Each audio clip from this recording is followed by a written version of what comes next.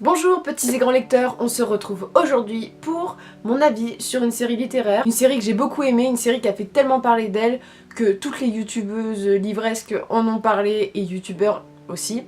C'est une série dont je n'ai pas lu le spin-off parce que j'aime la FNAC, il n'est jamais disponible dans la FNAC où je vais, donc je n'achèterai pas tant que je ne le trouverai pas et ça m'agace un petit peu parce que je voudrais bien en savoir plus sur ce personnage.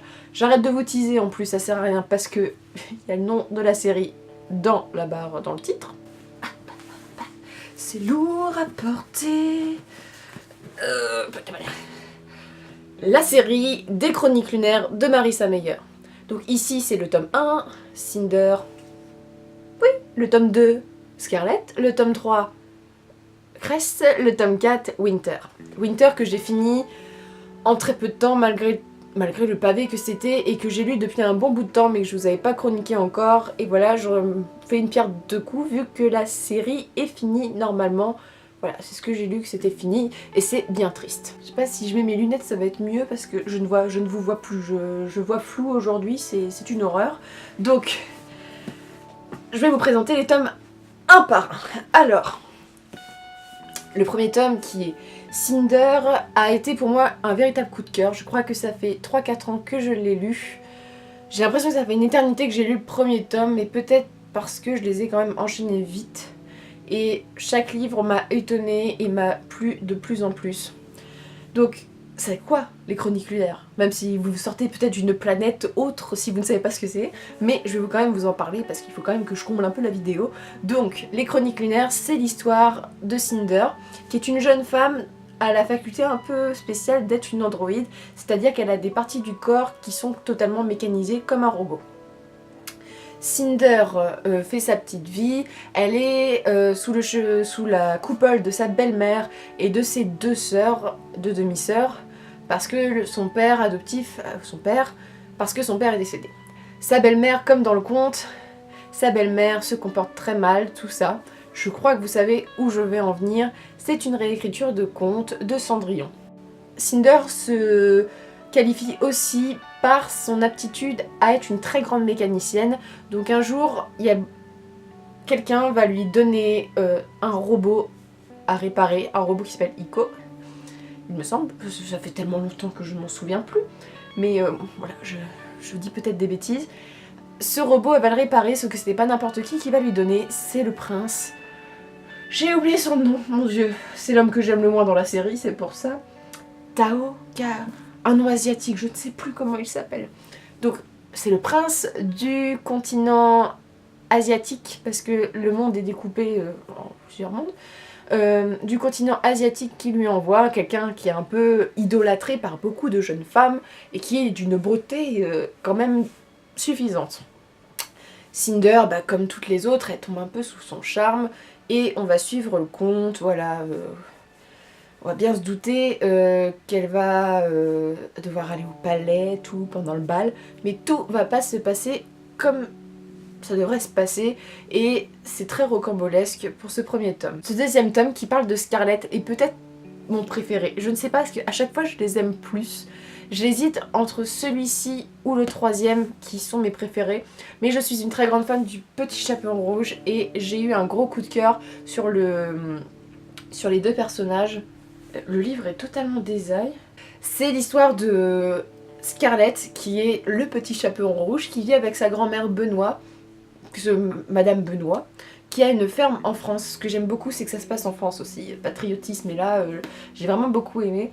Et elle va rencontrer un espèce de loup, voilà, il s'appelle Loup, tout son nom, qui est un soldat lunaire, donc un espèce de méchant de l'histoire. Et voilà, peu à peu, voilà, ils vont tomber amoureux, tout. Il va y avoir une histoire hyper touchante que j'aime beaucoup. Je vous parle des lunaires, tout ça, mais vous ne savez peut-être pas, je vous en ai pas parlé parce que je voulais pas vous gâcher tout, mais cette histoire oppose la Terre aux lunaires, et les lunaires, ils ont une reine, Levana, qui est plutôt méchante, et les lunaires sont pourvus de dons psychiques assez importants, tout ça, donc...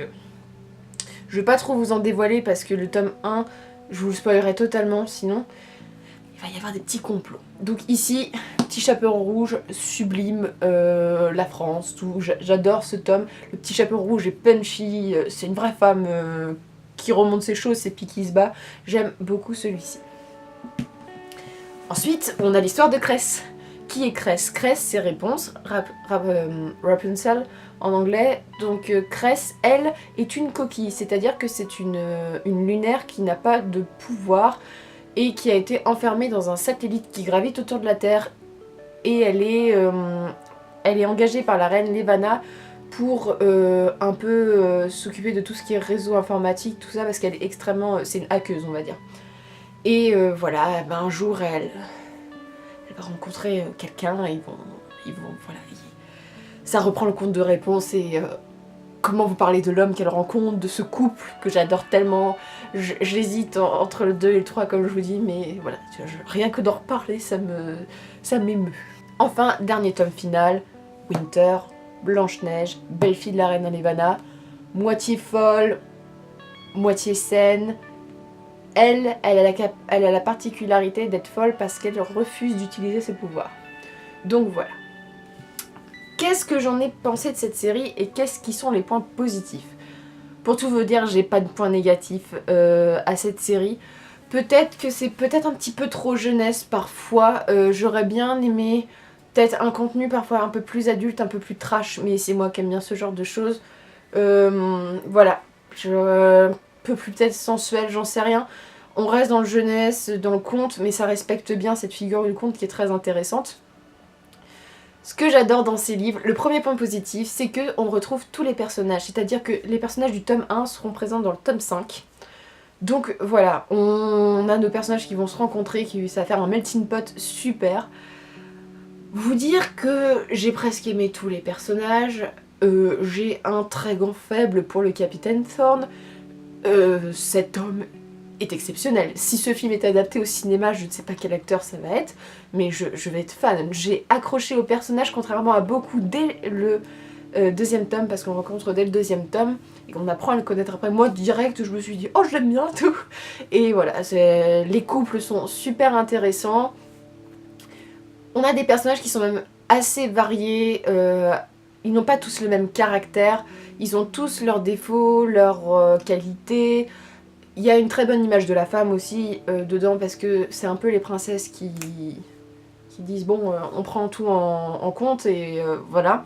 J'aime beaucoup aussi les oppositions entre la Lune et la Terre, donc tout le conflit géopolitique, tout ça c'est très intéressant. J'aime beaucoup parce que ça se passe dans le futur, et même au niveau sur la Terre, on a quelques explications sur pourquoi on a un tel royaume, un tel royaume. J'aime aussi beaucoup le fait qu'on n'est pas aux États-Unis. Dieu merci, je n'ai rien contre les États-Unis, mais j'en ai marre que toutes les dystopies se passent là où devrait être l'Amérique. On va en Asie, on va à Paris, en Europe en général, on va en Afrique, on va vraiment sur des continents qui sont pas toujours extrêmement exploités dans la littérature jeunesse, je pense notamment à l'Asie et à l'Afrique, ce qui est un gros point positif. Tout l'imaginaire lunaire, notamment dans le dernier tome, on apprend plein de choses dessus. J'adore. J'aime beaucoup aussi la patte de l'auteur parce que c'est une écriture qui va très très vite. Voilà, il y a de l'action tout le temps. Le dernier tome, il fait 1000 pages, mais c'est une action continue. On ne s'ennuie presque jamais. Il y a des cliffhangers, des rebondissements presque tout le temps. Des choses en jeunesse auxquelles on ne s'attend pas forcément, parce que souvent la jeunesse c'est un peu prévisible. Là, voilà, il y a des choses qui se passent, on fait oh tout. Il y a des moments tristes aussi, on tue des personnages, notamment dans le premier tome, il y a une mort d'une jeune fille qui est très touchante. On a aussi la question sur les androïdes, tout ça, qui est vachement sympa. Et j'ai juste un petit regret, c'est que l'androïde Ico qu'on va apprendre, qu'on va connaître, tout ça, il y a des petites allusions dans le tome 5 à une possible aventure amoureuse et on n'en sait pas trop. Alors je voudrais bien qu'elle sorte un livre en fait là-dessus, parce que j'aime beaucoup Ico, elle me fait beaucoup rire.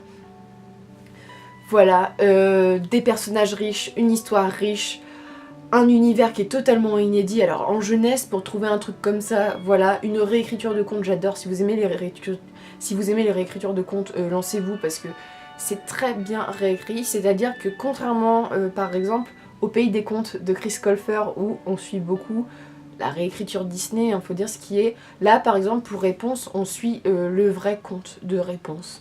Pour le Petit Chaperon Rouge aussi, on suit vraiment les thèmes des contes de Grimm, de Charles Perrault, tout ça. Et c'est intéressant, vraiment, c'est une manière aussi de les retravailler, de les redécouvrir, de les remoderniser à la sauce, voilà, avec de l'action, de la baston, tout, voilà. Même si le schéma peut paraître un peu classique au début, mais je vais pas vous en parler pour pas vous spoiler, ça réserve quand même son lot de surprises, même si la fin est convenue aussi. C'est une fin où il y a quand même des morts, tout ça, donc on a notre lot aussi. C'est pas un happy ending complet comme on peut le croire, parce qu'ils vécurent heureux et eurent tous et eurent de nombreux enfants. Ça on s'en doutait depuis le début, hein. C'est le but d'un conte. Mais voilà, c'est une série de livres que je vous conseille énormément. Voilà, vous trouverez sûrement beaucoup d'avis qui en parlent beaucoup mieux que moi, mais vraiment pour une série jeunesse de cette qualité-là, j'en ai rarement lu depuis des années. C'est une des meilleures séries jeunesse que j'ai lues.